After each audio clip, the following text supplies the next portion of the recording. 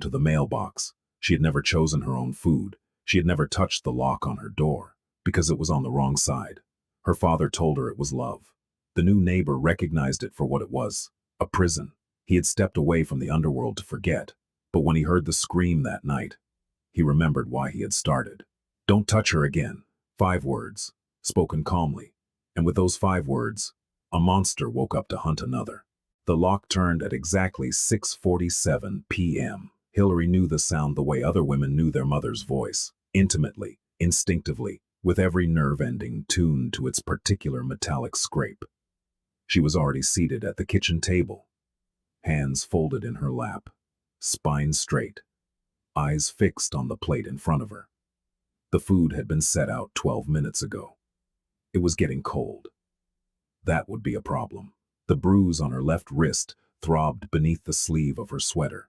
3 days old now, yellowing at the edges. She had learned over the years to catalog her injuries the way a gardener might track the seasons. This one blooming, that one fading, always another on its way. The front door opened. She did not look up. Heavy footsteps crossed the entryway. The sound of a briefcase being set down.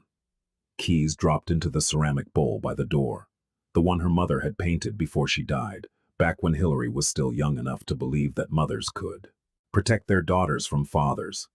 The chicken looks dry. His voice was not loud. It never was. Victor Aldridge did not need volume to terrify. He had learned long ago that the quietest words cut deepest, that a whisper could break a bone. I followed the recipe exactly, Hillary said. Her voice was even, measured. She had spent years learning how to flatten her tone, how to remove any trace of emotion that might be interpreted as defiance.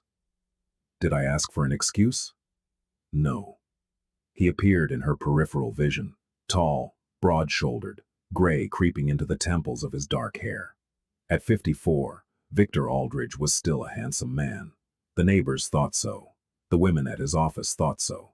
They did not know about the lock on his daughter's bedroom door.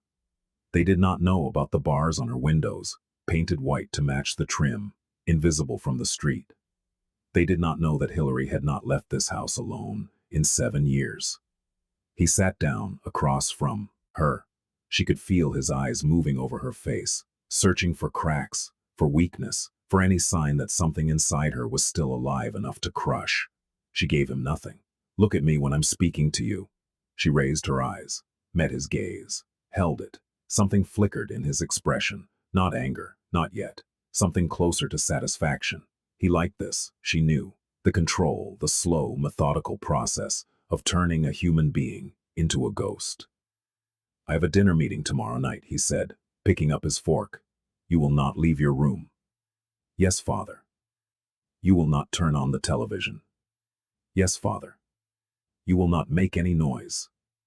Yes, Father.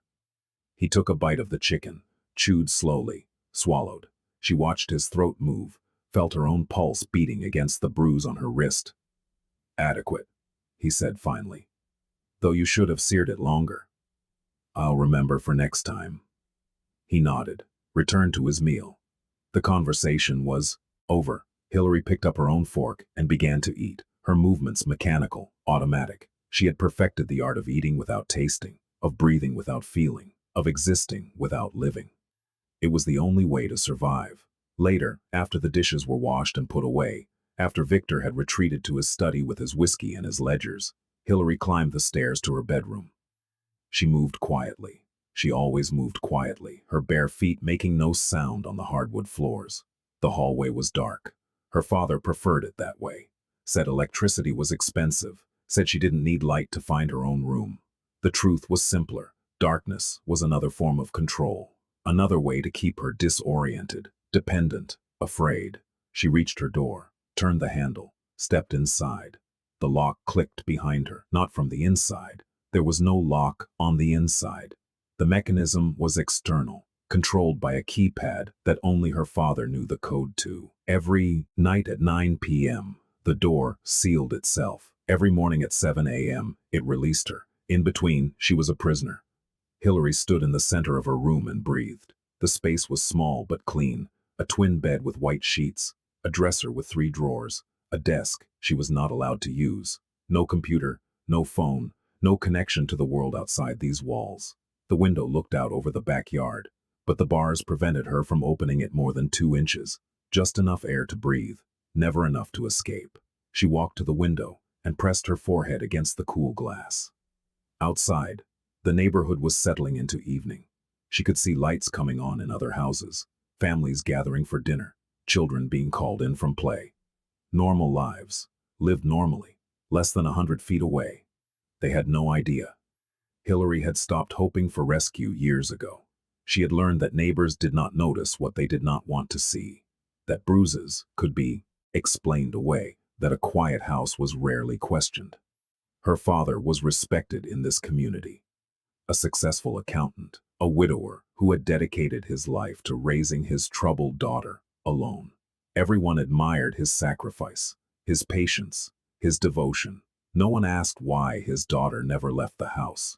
No one asked why she had no friends, no job, no life of her own. No one asked because asking would mean acknowledging that something was wrong, and acknowledging that something was wrong would mean having to do something about it. It was easier to look away. Hillary had stopped blaming them. Blame required energy, and she had learned to conserve every ounce of strength she had. It was the only way to survive. She turned from the window and began her evening routine, changed into her night clothes, brushed her teeth in the small bathroom attached to her room. The door had been removed years ago, after she had tried to lock herself inside. Checked the bars on the window, not because she thought they might have loosened, but because the ritual gave her something to do.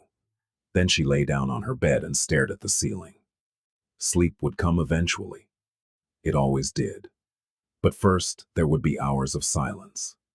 Hours of listening to the house settle, to her father's footsteps below, to the sound of her own heart beating in the darkness. Hours of remembering what it felt like to be free. She had been 15 when her mother died. Cancer, the doctors said. Quick and cruel. 1 month from diagnosis to funeral. Hillary had held her mother's hand at the end, had promised to be strong, had believed that somehow, some way, everything would be okay. She had not known, then, what her father was capable of. The changes had come slowly at first. New rules about curfew. Restrictions on where she could go, who she could see.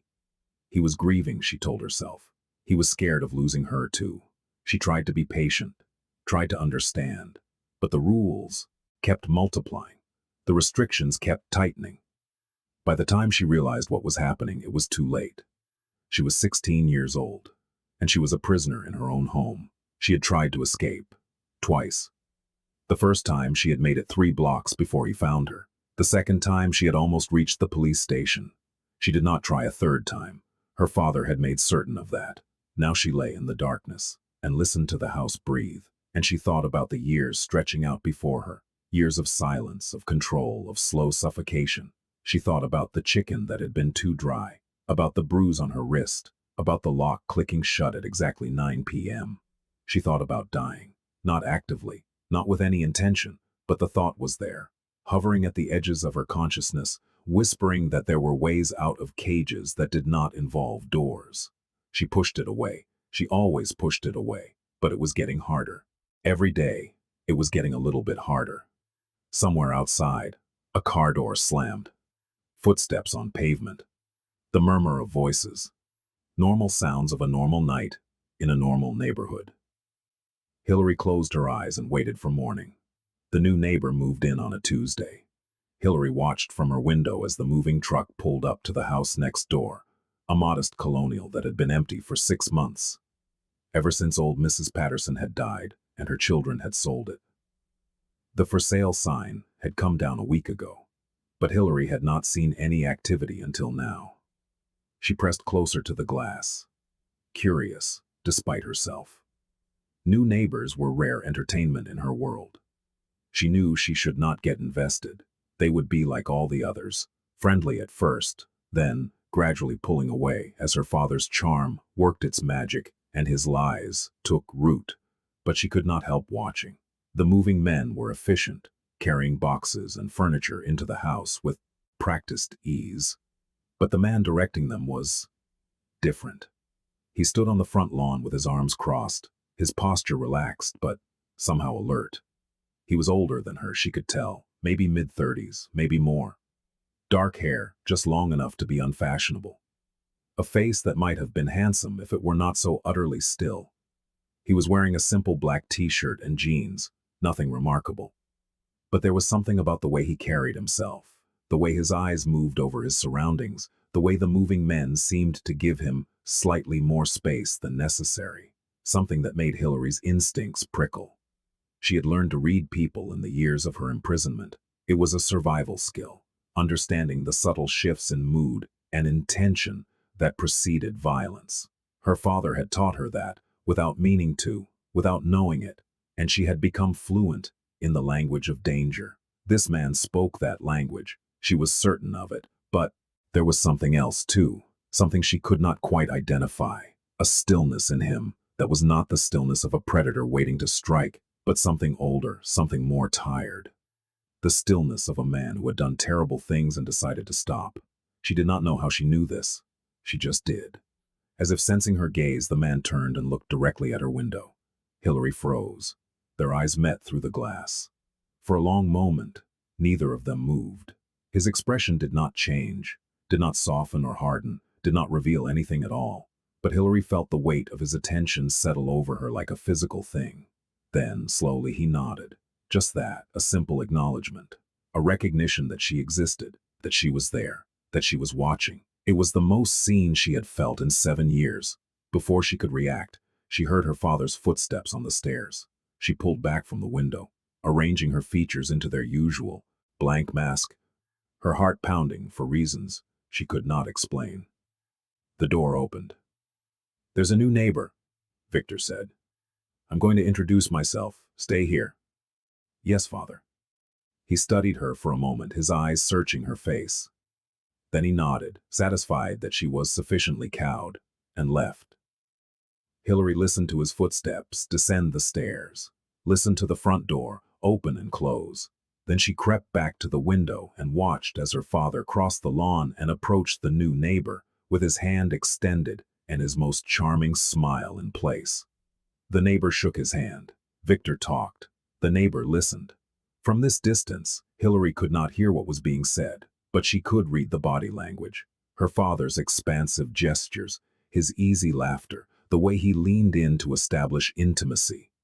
And she could read the neighbor's response, polite, contained, giving nothing away. At one point, Victor glanced up at the house, at her window, and said something. The neighbor followed his gaze. Hillary did not move. She watched as her father spoke, probably spinning some story about his troubled daughter, his difficult situation, his boundless patience and devotion. The neighbor listened. His expression did not change. Then he nodded once, said something brief, and turned away. Victor stood there for a moment, clearly surprised. People did not turn away from Victor Aldridge. People did not end conversations before he was ready to end them. But the neighbor was already walking back toward his house, his body language making clear that the interaction was over. Hillary watched her father's face. She knew that expression, that tightening around the eyes, that slight flush along the jaw. Anger, carefully controlled. Victor did not like being dismissed. He did not like feeling small. He would not forget this. He stood on the lawn for another moment, his hands clenching and unclenching at his sides. Then he turned and walked back to the house, his steps sharp and purposeful.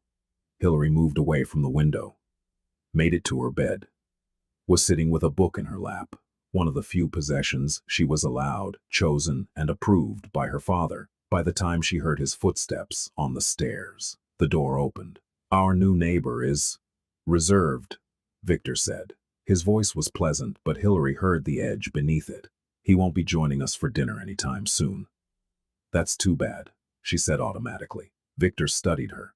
His eyes narrowed slightly. "You were watching us from the window." It was not a question. Hillary felt her stomach drop, but she kept her expression neutral.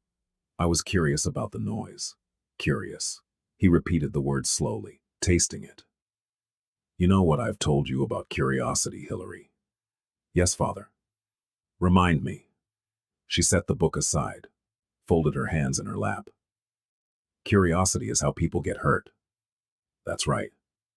He stepped closer. His shadow fell across her bed. Curiosity is how people get hurt. And you don't want to get hurt, do you, Hillary? No, Father. Good girl. He reached out and touched her hair, gently, affectionately, the gesture of a loving parent comforting a beloved child. We wouldn't want anything to happen to you, not when I've worked so hard to keep you safe. I know, Father. I do it because I love you. You understand that, don't you? Yes, Father. He smiled. It was a terrible thing, that smile, full of warmth and tenderness and poison. Good girl, he said again. Now come downstairs. It's time to start dinner. He left. Hillary sat on her bed for a moment longer, her hands trembling in her lap. Then she stood and followed him down the stairs, back to her cage, back to her chains. But something had shifted. Something small. Something she could not quite name. A hairline crack in the wall she had built around her heart. The new neighbor had seen her, and for the first time in 7 years, Hillary wondered if anyone might actually look. His name was Roa Cross. Hillary learned this 2 days later, when her father came home from work complaining about a parking dispute. The new neighbor had taken the spot in front of his own house, the spot Victor had been using for years, ever since he decided his driveway was too narrow for his new sedan. The man has no consideration, Victor said over dinner. I explained the situation to him very clearly. Told him I'd been using that spot for years. Do you know what he said? Hillary shook her head. He said, then I suppose it's time for a change. Victor's fork clattered against his plate. Just like that, calm as you please, as if I were the unreasonable one. That's very rude, Hillary said, because it was expected. Roa Cross. Victor pronounced the name like a curse. That's his name, Roa Cross. What kind of name is that? Sounds like a character in a bad novel. Hillary said nothing, but inside she repeated the syllables to herself. Roa Cross, a name that sounded like shadows and endings and things half buried in the dark. He's from the city, apparently. Some kind of early retirement, though God knows what he did to afford that house at his age. Victor was still talking, still complaining, but Hillary had stopped listening. Her mind was on the window, on the man who had stood in his front yard and looked at her as if she were real, as if she mattered. Roa Cross. She wondered what he had done before his early retirement. She wondered if it was something bad. She wondered if it was something worse than bad, and she wondered why. Despite everything she knew about dangerous men, she was not afraid of him. The weeks passed. Hillary watched from her window as Roa Cross settled into his new home. He kept strange hours, leaving early in the morning, returning late at night, sometimes not appearing for days at a time. His house had no curtains on the lower windows, and she could see him moving through the rooms, always alone. He did not have visitors. He did not host parties. He did not mow his lawn on Sunday mornings like the other men on the street. Instead, he seemed to exist in his own separate reality, touching the neighborhood without ever quite belonging to it. Just like her. Sometimes, when she was at the window, he would be in his yard or walking to his car. And sometimes, not always, but often enough to feel like a pattern, he would look up at her. That same steady gaze, that same small nod. Hillary never nodded back. She was not brave enough for that, but she did not look away either. It was the closest thing to rebellion she had allowed herself in years. Her father noticed the interest. Of course he did. Victor noticed everything. You've been spending a lot of time at that window, he observed one evening. I like watching the birds, Hillary said. It was not entirely a lie. There was a cardinal that nested in the oak tree between Surwa, the two properties, and she had grown fond of its daily visits. Victor studied her. His eyes were cold, calculating. She could see him weighing her response, looking for deception. The birds, he repeated. Yes, and nothing else. Nothing else. He held her gaze for a long moment. Then he nodded slowly. Good, because I would hate to think you were developing distractions. I'm not. Good. He stood and walked to the window, looking out at the darkening street, at the house next door, at the light burning in Roa Cross's kitchen. I don't like him. There's something off about him, something dangerous. Hillary said nothing. Stay away from him, Hillary. Do you understand? Yes, Father. I mean it. If I find out you've been communicating with him, if I find out you've so much as waved at him through that window, there will be consequences. Do you understand? Yes, Father. He turned back to face her. His expression was calm, controlled, but she could see the violence simmering beneath the surface, the promise of pain. I'm only trying to protect you, he said. You know that, don't you? The world is full of dangerous people, men who would take advantage of a sweet girl like you. I'm the only one who truly has your best interests at heart. I know, Father. I love you, Hillary. I love you too, Father. The words came automatically, mechanical, empty of meaning. She had learned long ago that it was easier to say them than to fight, easier to lie than to resist. Victor smiled, satisfied. He crossed the room and kissed her forehead, his lips dry and cold against her skin. That's my girl, he said. Now go to bed. You have a long day tomorrow.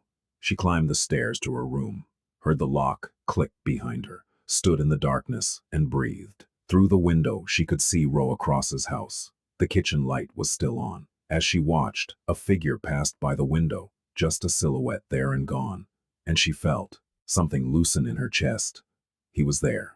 She did not know why that mattered. She did not know why the simple fact of his existence, his proximity, his continued presence felt like oxygen to a drowning woman. But it did. For the first time in years, she did not feel entirely alone. Roa Cross did not believe in coincidences. He had spent too many years in a world where nothing happened by accident, where every chance meeting was a trap and every friendly overture was a threat. That world was behind him now, or so he kept telling himself. But the habits remained. The vigilance, the suspicion, the bone-deep certainty that something was always wrong. When he bought the house on Maple Street, he had been looking for peace, a quiet place to disappear, to let the years wash away the blood on his hands, to become the kind of man who mowed his lawn and waved to neighbors and died in his sleep at 85. But peace, he was learning, was hard to find. The neighborhood was exactly what he had expected. Neat houses, manicured lawns, children playing in the streets, normal people living normal lives, the kind of people he had spent 20 years protecting and exploiting and occasionally destroying. The kind of people who had no idea that monsters walked among them. He had been here for 3 weeks when he first noticed the girl. She was at the window of the house next door, her face pale against the glass, just standing there, watching, not moving, not smiling, just existing. There was something about her that caught his attention, something in the stillness of her posture, the careful blankness of her expression. He had seen that look before, on the faces of women who had learned that visibility was dangerous, that presence invited punishment.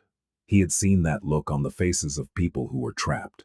His neighbor, the man who had introduced himself as Victor Aldridge with a smile that didn't reach his eyes, had mentioned a daughter.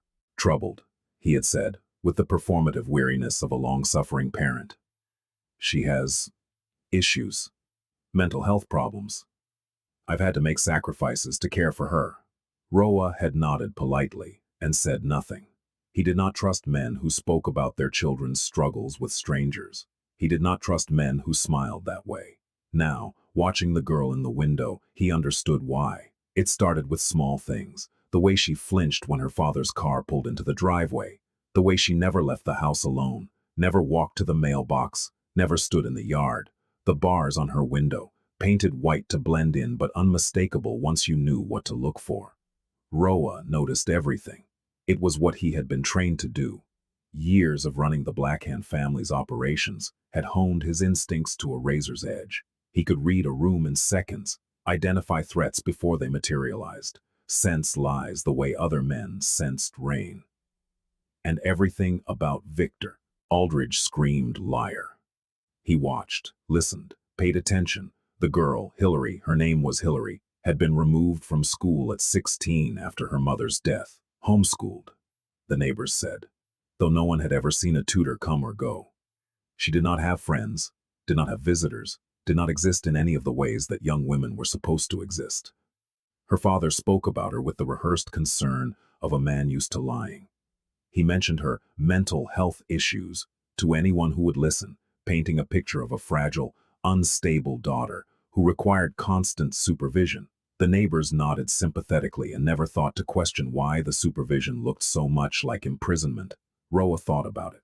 He thought about it constantly. He thought about the bars on her window, the lock on her door. He had noticed the keypad one evening when Victor left the house in a hurry and forgot to close the blinds. He thought about the way she moved, the careful way she held herself, the defensive posture of a woman who expected pain. He thought about what he wanted to do to Victor Aldridge. The thoughts were vivid and detailed and brought him a satisfaction that he knew was dangerous. He was supposed to be done with this. He was supposed to be retired. But every time he saw Hillary at the window, every time he noticed a new bruise or a fresh flinch, the old instincts roared back to life. He was not a hero. He had never been a hero. He had been a fixer, an enforcer, a man who solved problems with violence and made other problems disappear.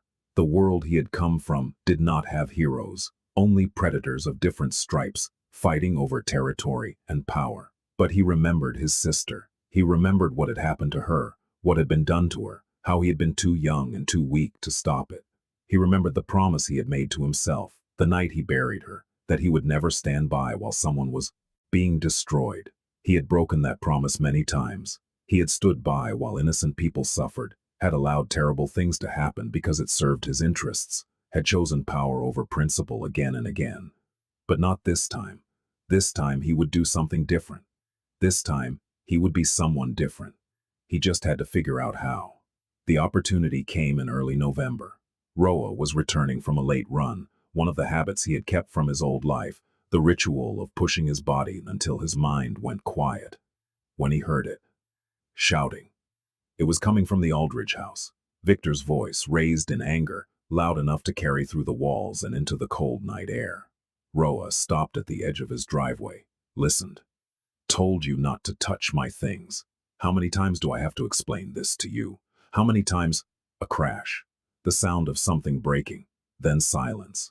Roa stood perfectly still, his breath fogging in the darkness. He counted the seconds. 1, 2, 3, nothing. He should go inside. He should mind his own business. He should remember that he was retired, that this was not his problem, that getting involved would only lead to complications. But he was already moving. Not toward the house. Not yet. That would be too obvious, too confrontational.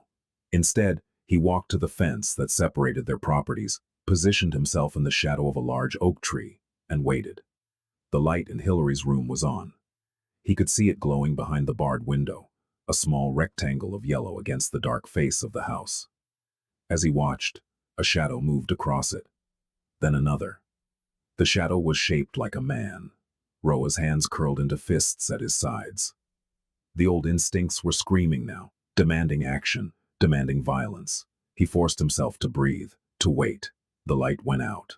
For a long moment, there was nothing, just darkness and silence and the pounding of his own heart. Then the back door opened, and Victor Aldridge stepped onto the porch. He was carrying a glass of whiskey. His shirt was untucked, his hair disheveled. In the faint light from the kitchen, Roa could see the flush of anger on his face, the satisfaction in his eyes, the satisfaction of a man who had just exerted control.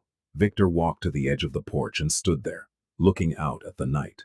He took a long sip of his drink, rolled his shoulders, as if releasing tension. He did not see Roa in the shadows. He did not see anything but his own reflection in the glass, his own power, his own sick pleasure. Roa watched him. In his mind, he was already planning a dozen different ways to end this, to make Victor Aldridge pay for what he had done. Quick ways and slow ways, clean ways and messy ways, ways that would leave evidence and ways that would leave nothing at all. But he did not move, not yet, because he had learned over the years that the most effective violence was the kind that came with precision, the kind that waited for the perfect moment, the perfect leverage, the perfect angle of attack. And because he knew that if he acted now, if he gave in to the rage that was burning in his chest, he would not be able to stop, so he waited, and he watched, and he made a promise to the girl in the dark room above. I see you, I know, and I'm going to help you, whether you want it or not. The next time it happened, Roa was ready. He had spent the weeks since that first incident preparing. Not in obvious ways. He was not a fool. but in the subtle, patient ways of a man who had made a career out of anticipating violence. He had learned Victor's schedule. When he left for work, when he returned, which nights he stayed late, which nights he came home early, when the shouting was most likely, when the silence fell heavy and dangerous. He had learned Hillary's rhythms too. The hours she was allowed downstairs, the times she appeared at the window, the mornings when her face was pale and her movements stiff. He had obtained copies of the house's blueprints from the county records office, noted the locations of doors and windows, the placement of rooms, the vulnerabilities in the structure's security. And he had retrieved some things from a storage unit in the city. Things he had hoped he would never need again.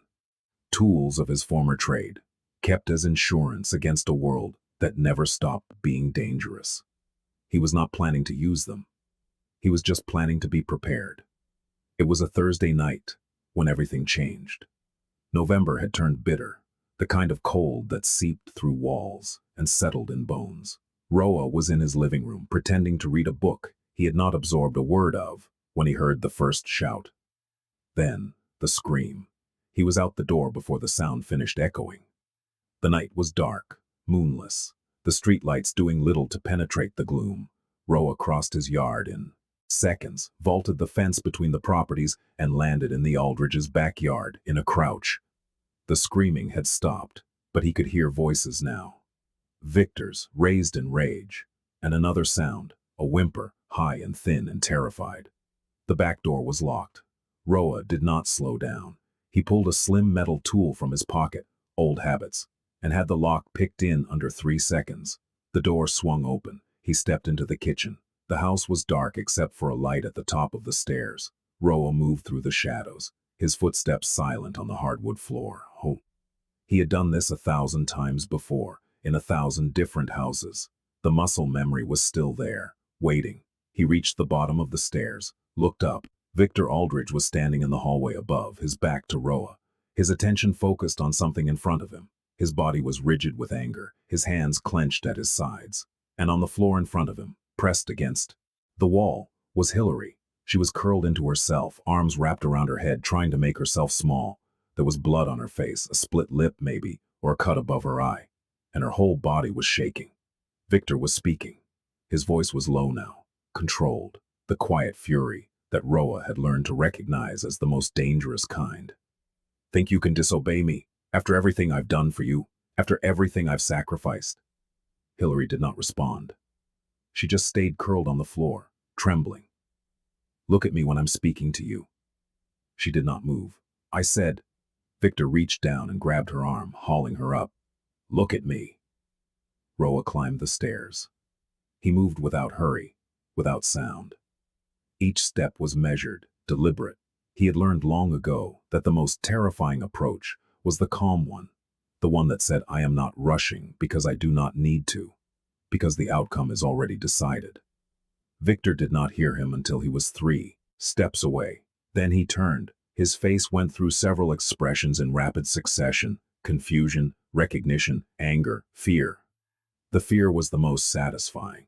It flickered across his features like lightning, there and gone, replaced by defensive bluster. What the hell are you doing in my house? Roa stopped. He looked at Victor Aldridge, at the flush of rage on his cheeks, the spittle at the corners of his mouth, the hand still gripping Hillary's arm, hard enough to leave marks. Then he looked at Hillary. She was staring at him with wide eyes, her face pale, beneath the blood. She looked terrified. She looked like she had no idea whether he was salvation or just another threat. Roa held her gaze for a moment. Then he turned his attention back to Victor. When he spoke, his voice was soft, calm. The voice of a man who had stood over the bodies of his enemies and felt nothing at all. Let go of her. Victor's grip tightened. Who do you think you are? This is my house. My daughter, you have no right. Let go. Something in Roa's tone made Victor's words die in his throat. The fear was back now, stronger, fighting against the anger for control of his face. I'll call the police, Victor said. I'll have you arrested for breaking and entering, for trespassing, for... Roa moved. It was not fast, not violent. He simply stepped forward and wrapped his hand around Victor's wrist, the one still holding Hillary, and squeezed. Not hard enough to break, just hard enough to make a point. Victor gasped. His fingers loosened involuntarily, and Hillary pulled away, stumbling back against the wall. Roa did not let go of Victor's wrist. "Listen to me very carefully," he said. His voice was still soft, still calm. "I'm only going to say this once." Victor's face was white now. All the bluster had drained out of him, leaving something small and scared behind. The face of a coward confronted with genuine power. "I know what you are," Roa continued. "I know what you've done. To her, for years. I know about the locks and the bars, wabors and the bruises you give her when no one is watching. You don't know anything." Roa squeezed harder. Victor whimpered. "I know," Roa said, "because I've spent the last 2 months watching you, learning your patterns, documenting your crimes, and if I can do that—" He leaned closer, his voice dropping to barely a whisper. "Imagine what else I can do." Victor's breath was coming in short, panicked gasps now. Who are you?" Roa smiled. It was not a kind smile. It was the smile of a man who had buried bodies in shallow graves and slept soundly afterward. "I'm the man who's going to make sure you never hurt her again." He released Victor's wrist. Victor stumbled back, cradling his arm against his chest. "Don't touch her again," Roa said. The words were quiet, almost gentle.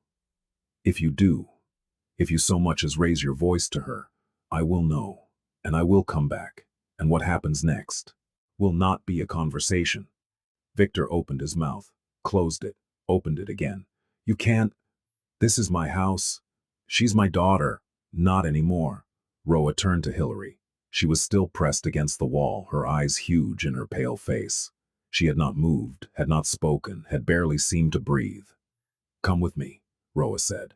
She did not move. "You don't have to," he added. "This isn't an order. It's an offer. You can stay here if that's what you want. I won't force you. But if you want to leave, if you want to be somewhere safe, I'm offering you that." Hillary looked at him, then at her father, then back at him. "I don't—" Her voice was hoarse, barely audible. "I don't know you. No, you don't. How do I know? How do I know you're not worse?" It was a fair question, a smart question. Roa felt a flicker of respect beneath the cold anger that was still burning in his chest. "You don't," he said honestly.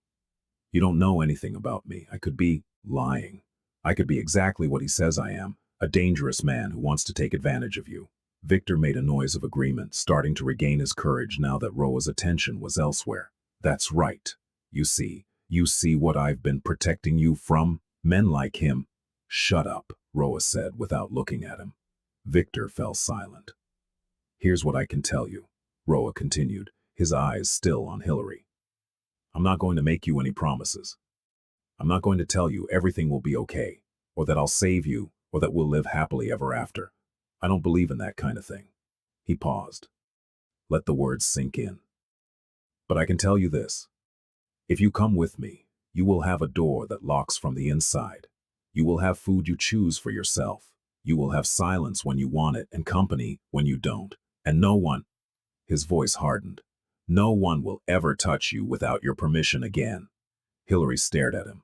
Behind her, Victor was edging toward the stairs, his eyes calculating, looking for an opportunity. Roa tracked the movement without appearing to. "This is insane," Victor said. His voice was steadier now, gaining confidence as the immediate threat seemed to recede. "You break into my home, assault me, try to kidnap my daughter. The police will hear about this. My lawyers will destroy you. You'll spend the rest of your life in prison." Roa finally looked at him. "Victor," he said, "I spent 20 years as an enforcer for the Black Hand crime family. I have put men in the ground for looking at my bosses the wrong way. I have done things that would turn your hair white and your blood cold, and I walked away from all of it with money in the bank and not a single charge on my record." He let that sink in. "Do you really think your lawyers scare me?" Victor's confidence evaporated. He took a step back, nearly tripping on the top stair. "Now," Roe continued, "I'm going to give your daughter a moment to make her decision, and while she's deciding, you're going to stand there quietly. Because if you don't, If you say one more word, I'm going to revisit my policy of nonviolence, and you will not enjoy the experience." Victor stood there quietly.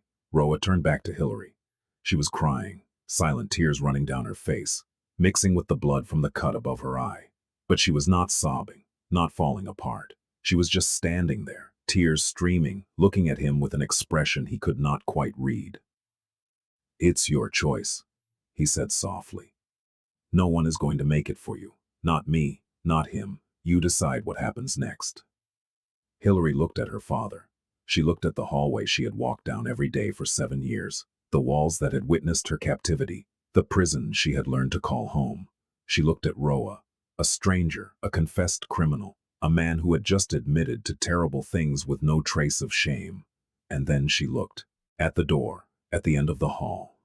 The door that led downstairs, through the kitchen, out into the night.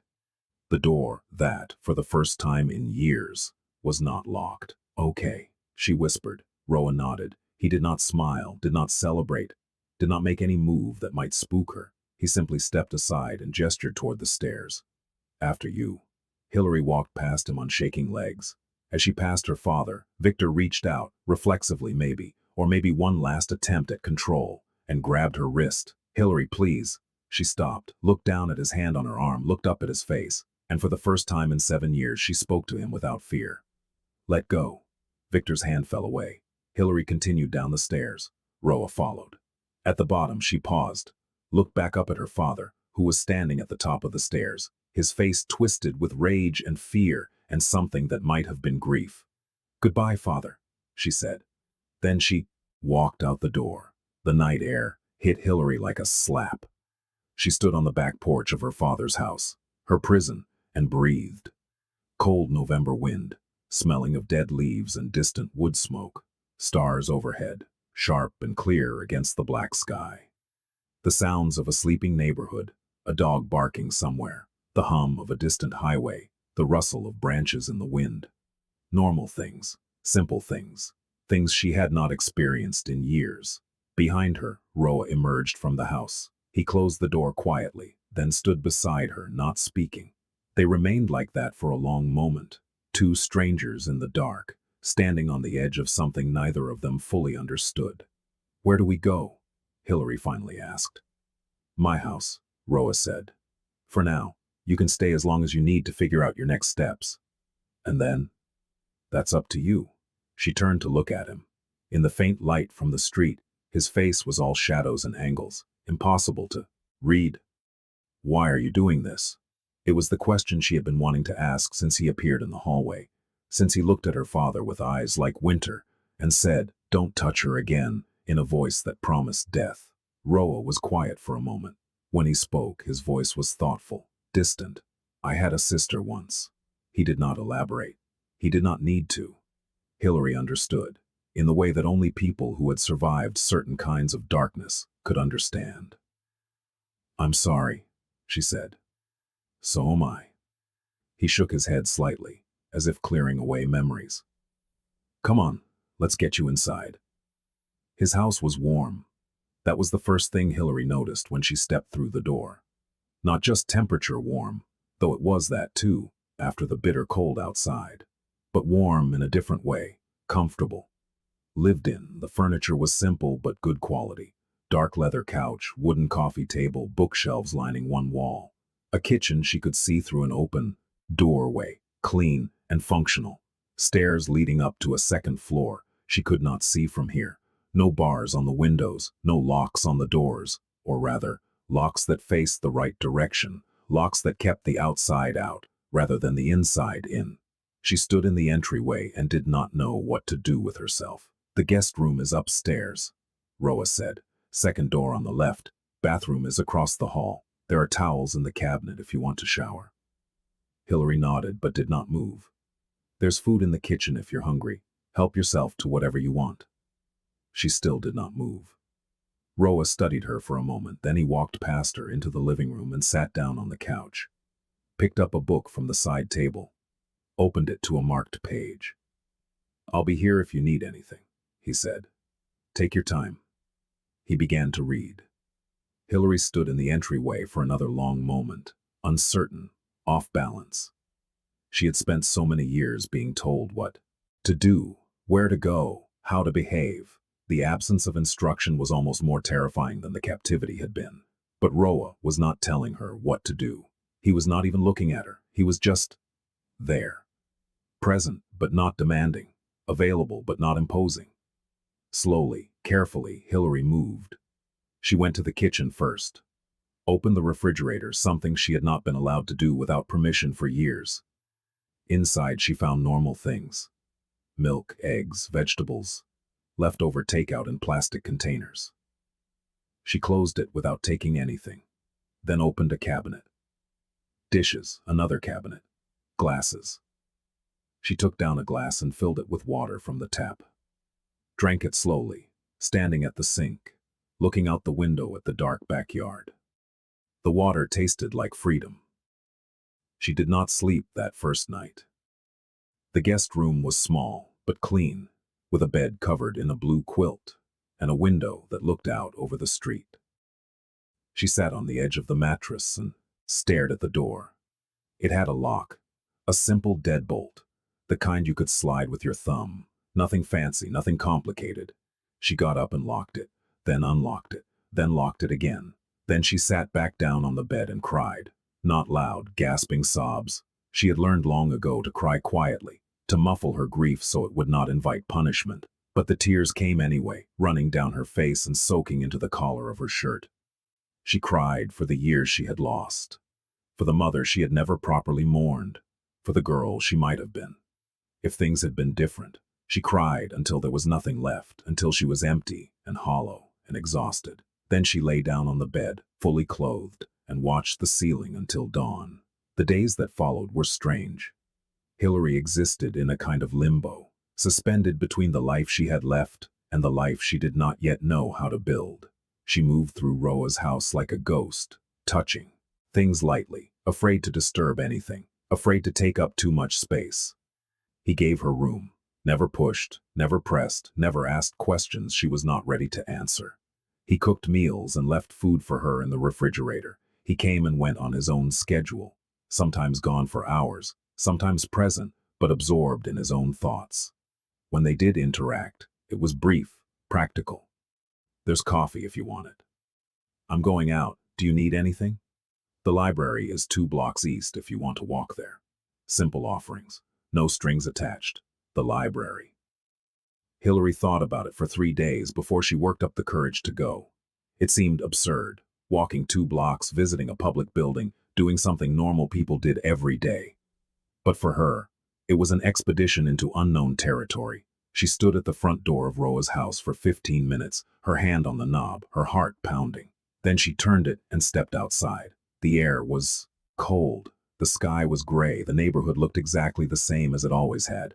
The same houses, the same cars, the same mailboxes lining the curb. But everything was different. She was outside, alone, walking where she chose to walk, going where she chose to go. The library was a small brick building on the corner of Maple and Oak. Hillary walked through the front door, and the smell of old books washed over her like a wave. She had loved libraries once, before, when her mother was alive and the world was still full of possibilities. She found a chair in a quiet corner and sat there for 3 hours, not reading, just being, existing in a public space, watching other people come and go, remembering what it felt like to be part of the world. When she finally walked back to Roa's house, she felt something she had not felt in years. Hope. Small, fragile, terrifying, but there. On the 5th day, Roa sat her down in the living room. "We need to talk," he said. "About what comes next?"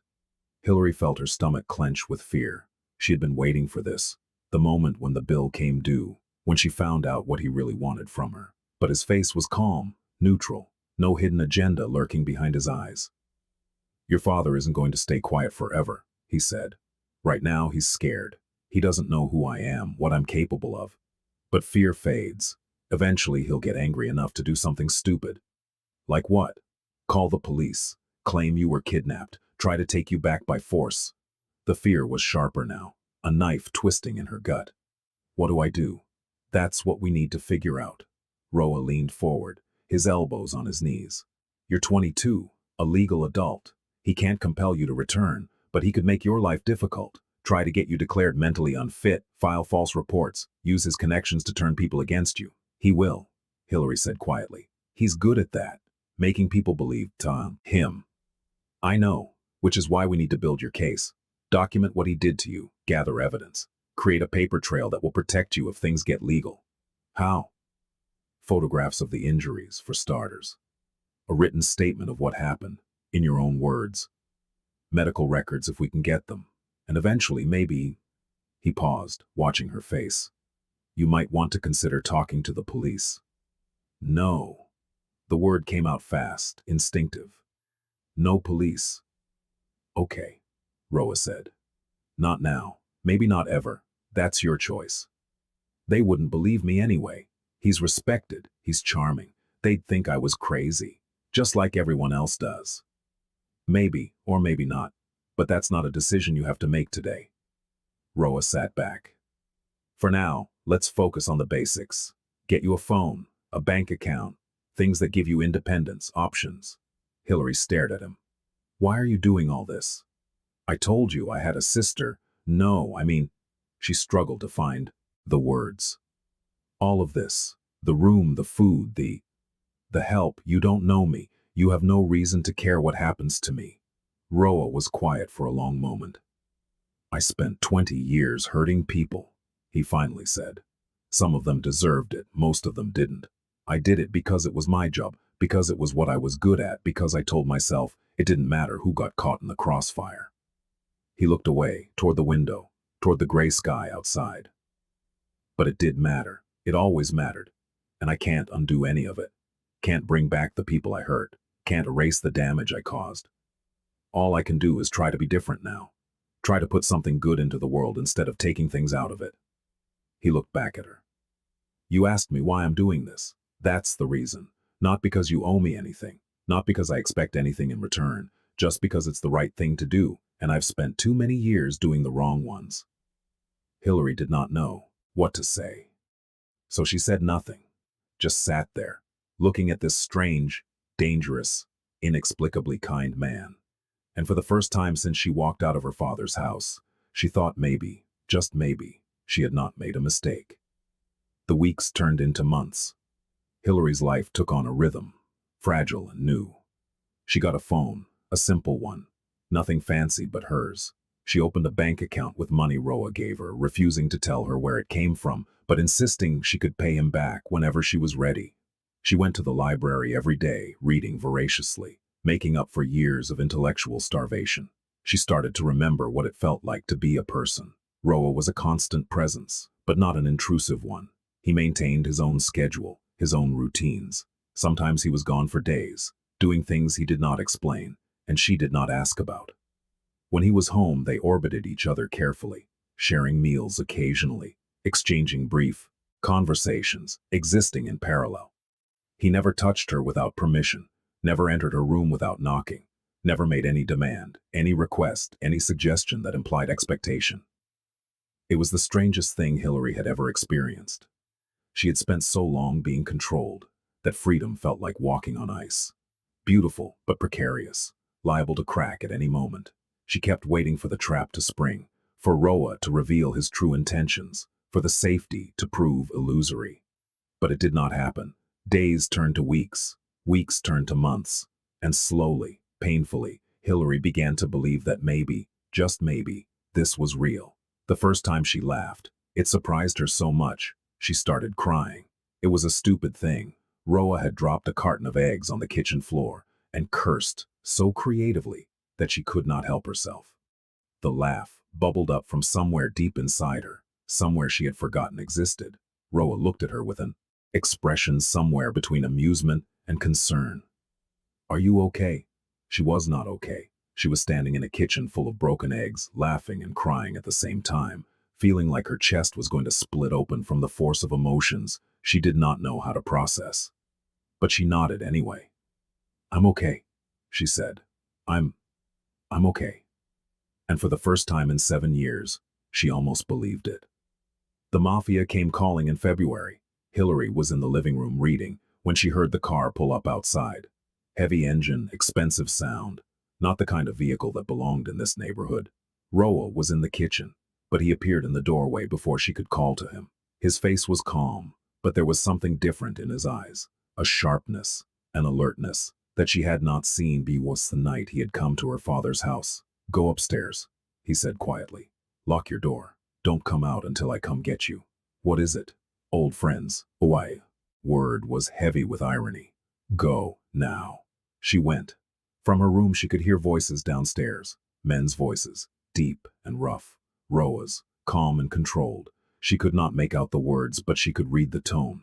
Careful, measured, dangerous. An hour passed. Then the front door opened, closed.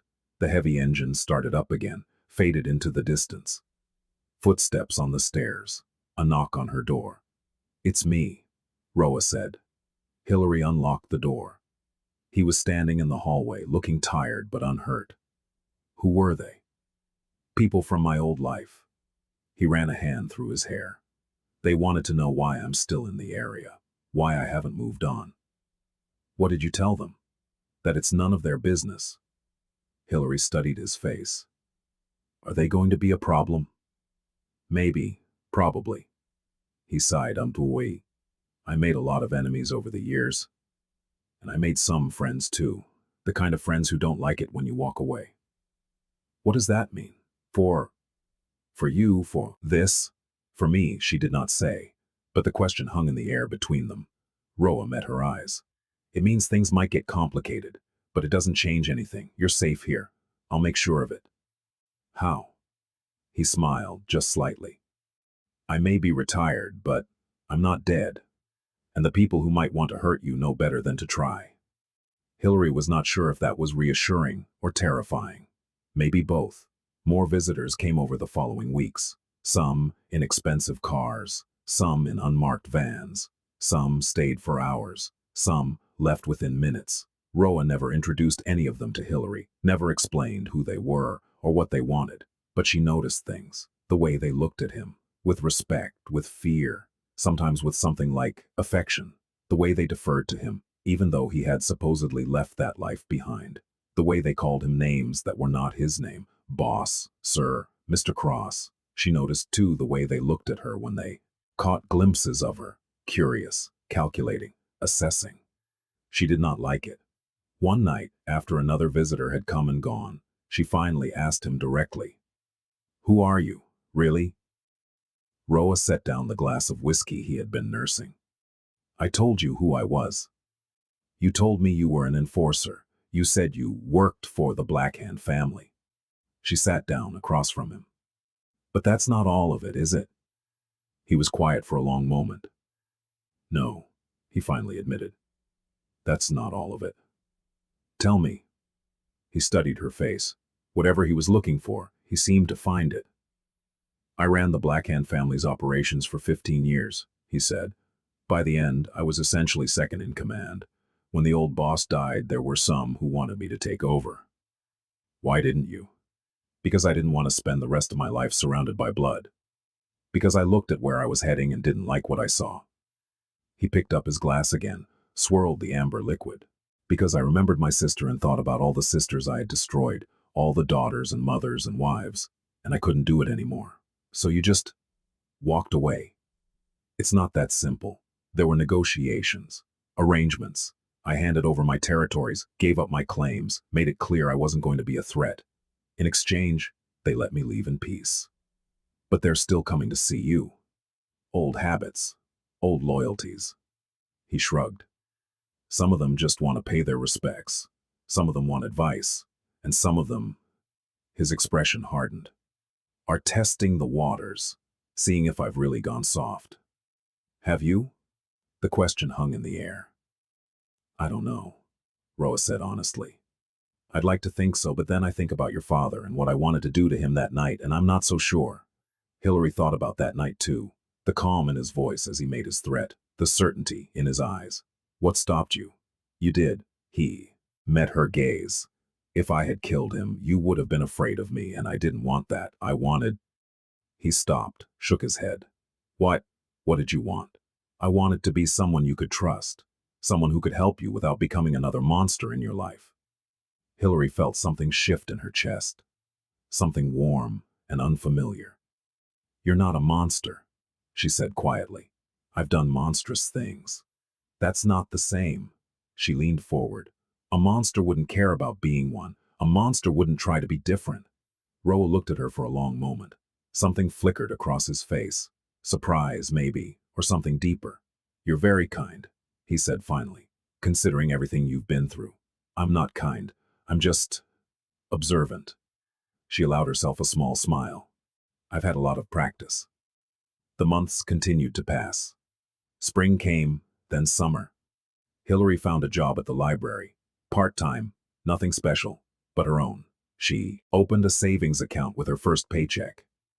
Felt the thrill of money she had earned herself, landing in an account that bore her name. She started seeing a therapist. On Roa's suggestion. A kind woman named Dr. Reeves, who listened without judgment and never pushed harder than Hillary could handle. Slowly, session by session, Hillary began to understand the shape of her trauma, the ways it had warped her perception of herself and the world. She learned that what her father had done to her had a name: coercive control. She learned that she was not crazy, not broken, not the troubled daughter he had convinced everyone she was. She learned that survival was not weakness, and silence was not consent, and the things she had done to stay alive did not diminish her worth as a human being. It was hard, the hardest thing she had ever done, harder even than walking out of that house. But with each session, each small revelation, each tiny step forward, she felt herself becoming more real, more solid, more her. And through it all, Roa was there. Not pushing, not crowding, just present. A steady point of reference in a shifting world. She was not in love with him. She knew that, was careful about it. She was too fragile for love, too newly emerged from the chrysalis of her captivity, to trust herself with that kind of vulnerability.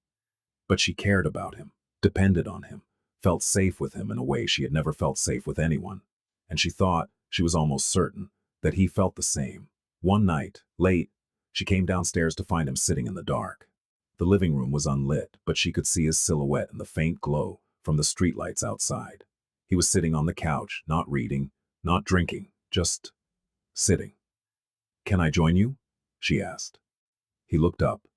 In the darkness, she could not read his expression. "Of course." She sat down on the other end of the couch, leaving space between them. They stayed that way for a while, two figures in the shadows, listening to the silence of the house.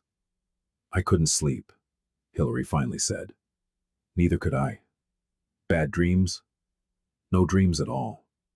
He shifted slightly. "That's worse sometimes." The emptiness. Hillary understood.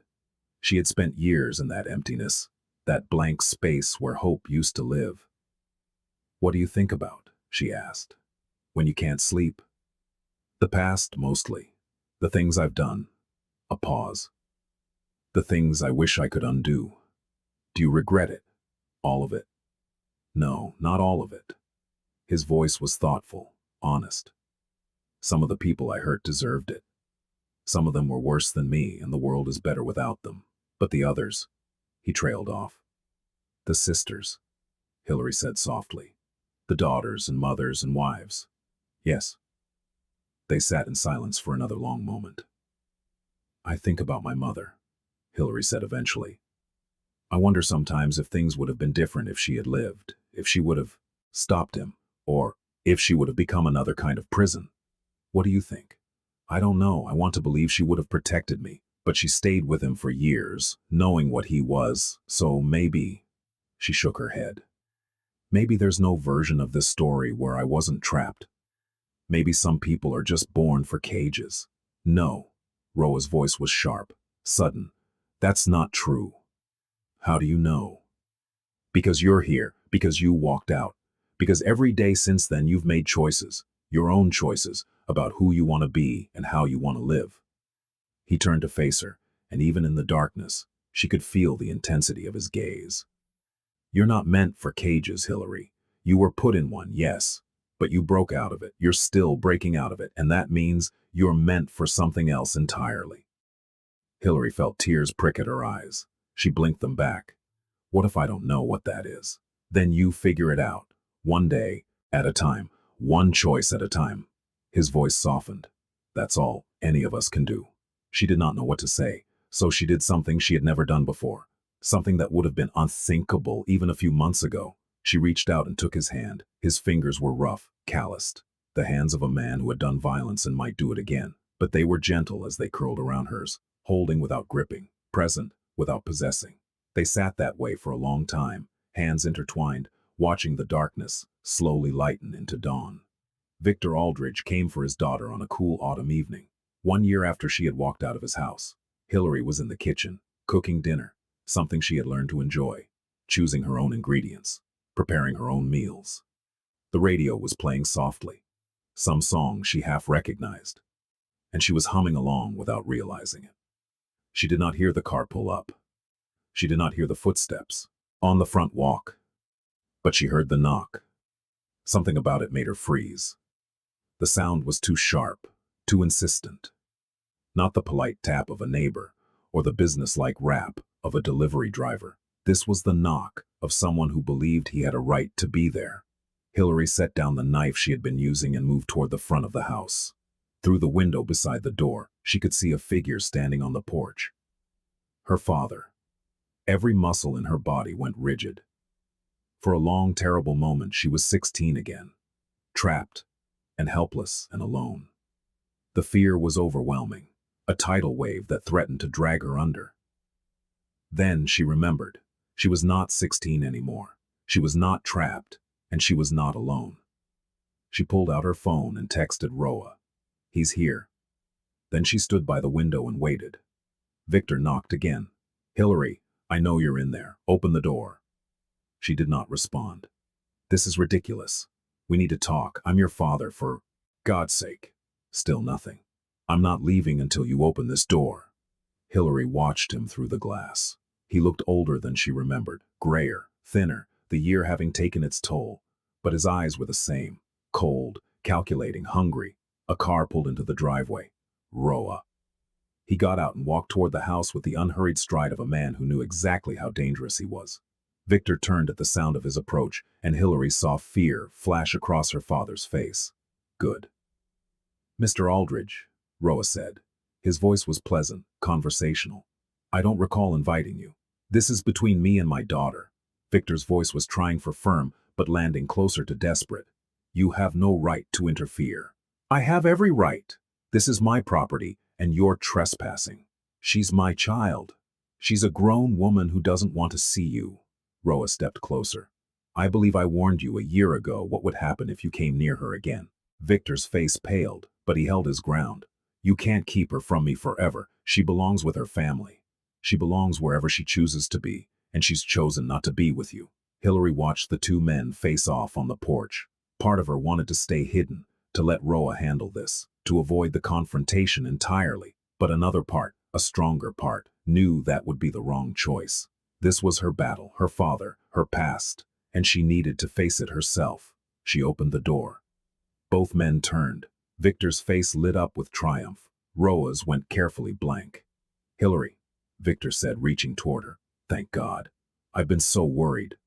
Don't touch me. Her voice was calm, steady, the voice of a woman who had spent a year learning that she had the right to speak.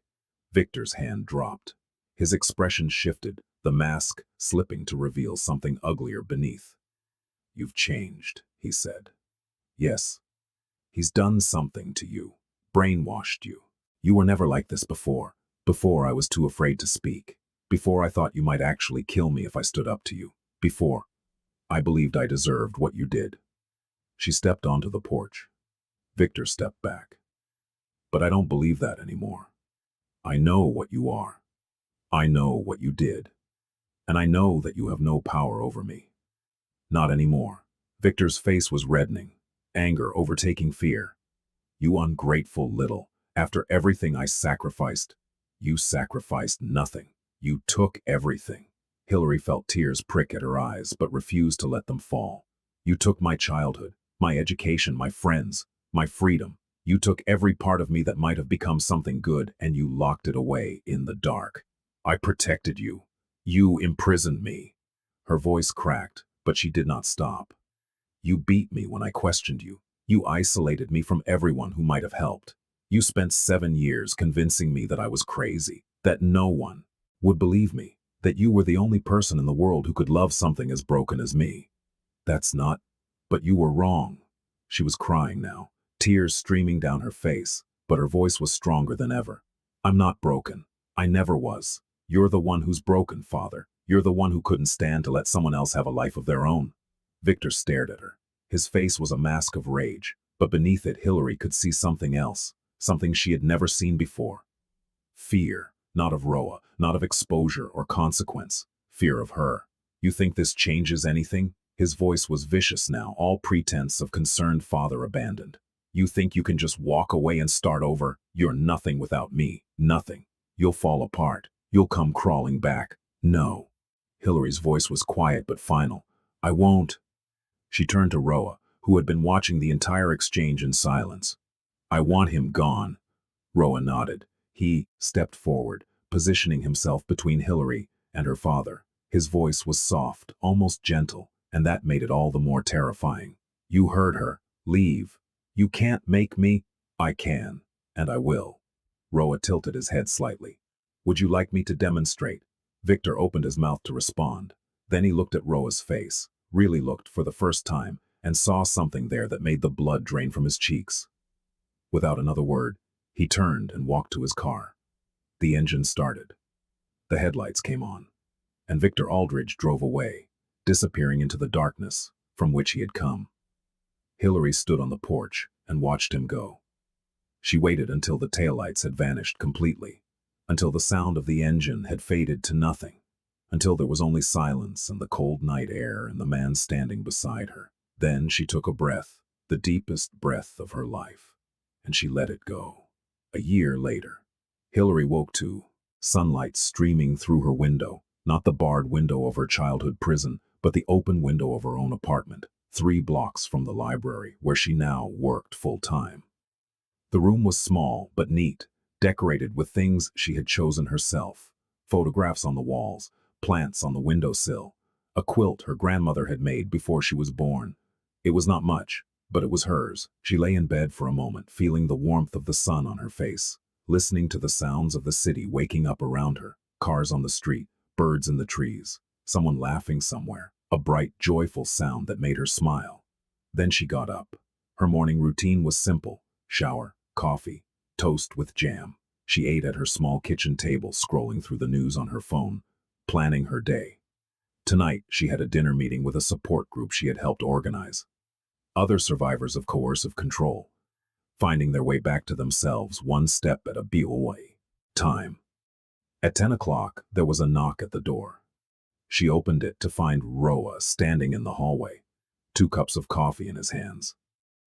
I thought you might want company, he said. She smiled. I always want your company. They walked to the park near her apartment and sat on a bench beneath an old oak tree. The autumn air was crisp, the leaves a riot of red and gold. Children played on the nearby playground, their laughter echoing across the grass. Hillary took a sip of her coffee and watched them run. I went to see my mother's grave yesterday, she said. Roa glanced at her. How was that? Hard. Good. She paused, searching for the right words. I told her about everything. What happened after she died. What father did. How I got out. What else? I told her I forgave her. Hillary felt tears prick at her eyes, but did not try to stop them. For not seeing, for not protecting me, for leaving me alone with him. Did you mean it? I think so. I think she did the best she could. She was trapped too, in her own way, and holding on to anger. She shook her head. It doesn't help. It just keeps you in the cage. They sat in silence for a while, watching the children play. I have something for you, Roa finally said. He pulled an envelope from his jacket pocket and handed it to her. Inside was a single sheet of paper, a letter, typed and official-looking. What is this? Your father's confession. He signed it last week. Hillary stared at the paper. Her father's signature, small and cramped, at the bottom of a document that detailed every crime he had committed against her. How did you? He made some bad investments, got into debt with the wrong people, the kind of people who owe me favors. Roa's voice was matter of fact. I offered him a choice: sign the confession and leave the state permanently, or deal with the consequences of those debts on his own. And he chose to sign? Self-preservation, his strongest instinct. Roa looked at her. The confession is legally binding. If he ever comes back, if he ever tries to contact you, if he so much as speaks your name, you can take this to the police. You'll have everything you need. Hillary looked at the paper in her hands. A year ago, she had been a prisoner, a ghost, a girl who had forgotten what it felt like to hope. Now she was holding proof of her own reality, evidence that she had not imagined it, validation that she had survived something real, something terrible, something that was not her fault. She folded the paper carefully and slipped it back into the envelope. "Thank you," she said. It was not enough. The words were not big enough to contain everything she felt. The gratitude, the relief, the overwhelming sensation of finally being free. But Roa understood. He always did. "You don't have to thank me," he said. "You did this yourself. All I did was open a door." "No." She turned to face him, taking his hand into hers.